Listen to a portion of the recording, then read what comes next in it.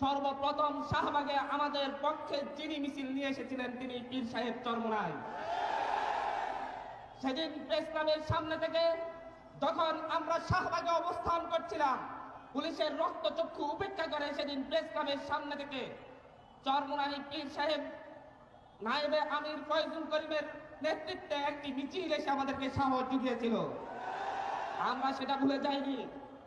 আমরা দেখছি ইসলামী আন্দোলন বাংলাদেশের নায়েবে আমির যিনি আছেন উনি 4 অগস্টে সকালের দিকে ঘোষণা দিচ্ছেন, আমরা তো সব চোখের সামনে ভাই, ঘোষণা দিছে 5 অগস্টে সকালে 10টা-11টার দিকে গণভবন অভিমুখে যাত্রা করবে।